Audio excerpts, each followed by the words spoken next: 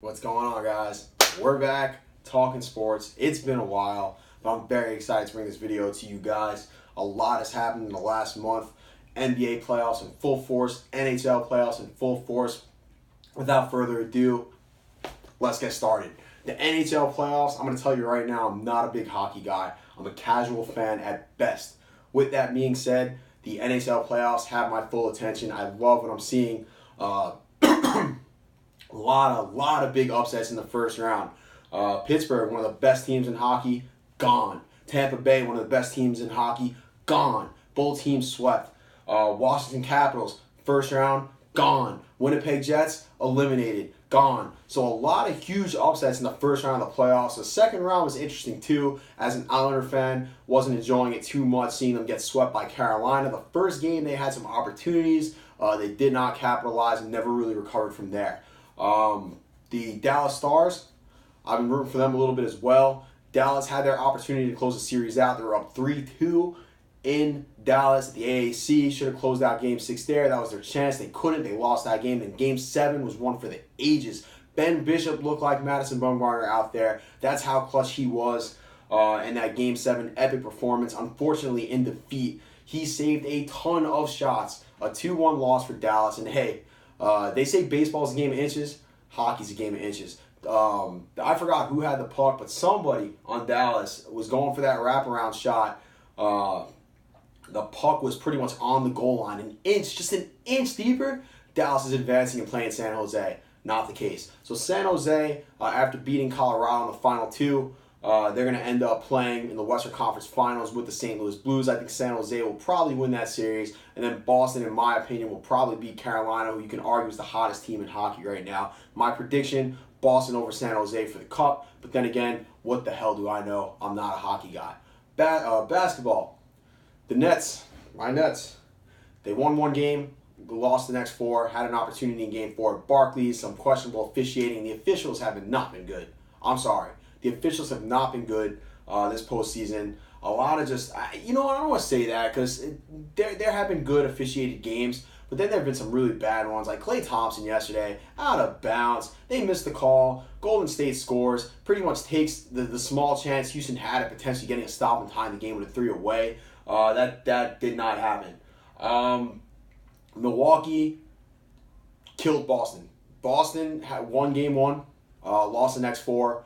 Milwaukee's a young team. You would think a young team losing on their home floor in Game 1 that they might be cooked. Guess what? Not the case. Milwaukee took over in the next 4 games. Absolutely destroyed Boston just about every one of those games. Milwaukee is the most complete team in the postseason. Are they the most talented? No. But do they play the best brand of basketball? Yes. They make the extra passes. They spread the floor. They play defense. Giannis is a good passer for a big man. He's the best big man in basketball. He's the most dominant I've ever seen. 6 feet closer to the basket. Within that range, he's just a complete force. He's athletic. He's good defensively. He can pass the ball. He's tremendous. You got guys like Chris Middleton who are just money hitting their shots. George Hill and Ersan Ilyasova off the bench hitting their shots. Brook Lopez spacing the floor. A big man that can shoot.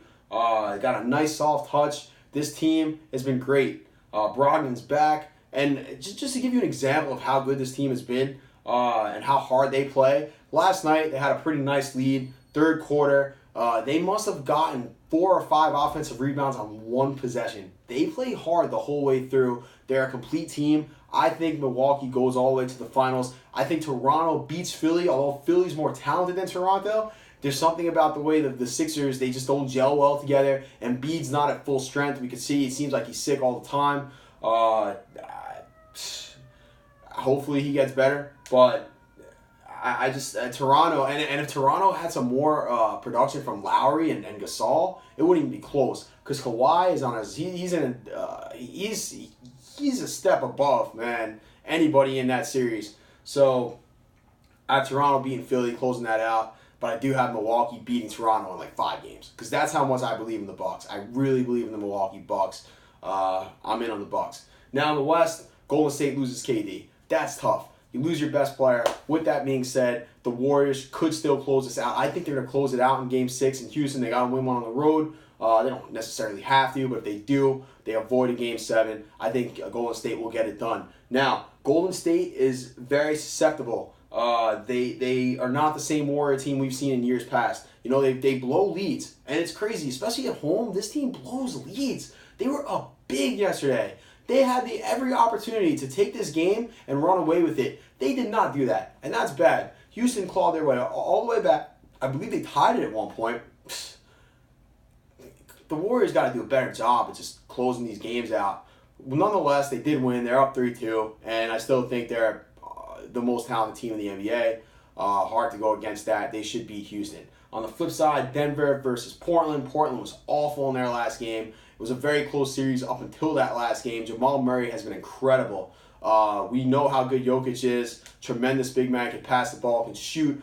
Excellent court vision. Great player. But Jamal Murray has really impressed me. He's just money. He hits his shots. He drives to the basket. He's quick. He's a great free throw shooter. He's clutch. If there's one guy this postseason that I've watched that's really impressed me that I haven't watched much of, it would be Jamal Murray, because he's got some game.